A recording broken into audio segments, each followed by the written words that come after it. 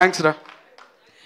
Okay, so మనందరికీ తెలుసు ప్రతి సినిమా మనకి ఏదో ఒకటి నేర్పిస్తుంది, మనకు నేర్చుకోవాలన్న ఆలోచనతో చూస్తే అలా సుబ్బు గారు చెప్తుంటే ఈ సినిమా మనకి పెద్దదే ఏదో నేర్పించాలి. ఇప్పుడు నెక్స్ట్ హరితేజ గారిని మాట్లాడవలసిందిగా కోరుకుంటున్నాం అండి. క్యారెక్టర్ లాగా, యాంకర్ లా కాదు, క్యారెక్టర్ లాగా, రాజ్యం క్యారెక్టర్ తను.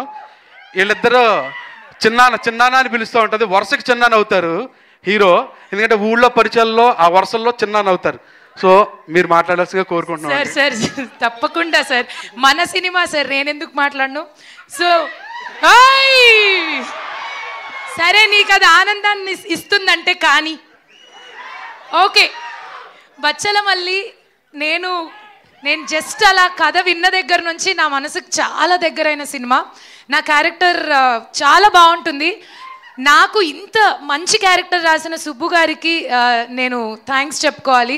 ఈ సినిమా గురించి నేను కూడా చాలా మాట్లాడాలి, but I think we will hold it for pre release function.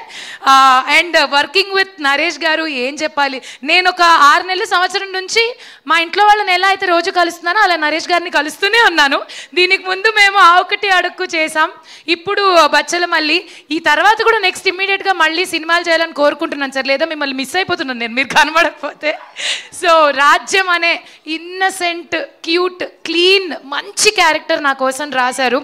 First of all పర్ఫార్మెన్స్కి scope ఉన్న క్యారెక్టర్. ఇందాకే ప్రొడ్యూసర్ గారు వచ్చి చెప్పారు కూడా, ఈ సినిమాతో మీ గ్రాఫ్ చాలా బాగా పెరుగుతుందండి, బాగుంటుంది అని. తదాస్తు, అలా అవ్వాలని కోరుకుంటూ డిసెంబర్ 20వ తారీఖు మేము మనస్ఫూర్తిగా తీసిన ఈ సినిమాని మీరు కూడా మనస్ఫూర్తిగా చూసి ఆశీర్వదించాలని, హాయిగా కూర్చుని మీ కథలన్నీ అలా నెమరు వేసుకోవాలని ఒకసారి కుర్చీల్లో కోరుకుంటున్నాను. And thanks again everybody for giving this opportunity. ఇప్పుడు స్పీచ్ అయిపోలేదు, ఎందుకంటే మనం వెయిట్ చేస్తున్న నెక్స్ట్ మన అమృత. ఈ అమ్మాయి కావేరి పేరు వింటే మీకు ఏం గుర్తొస్తుంది?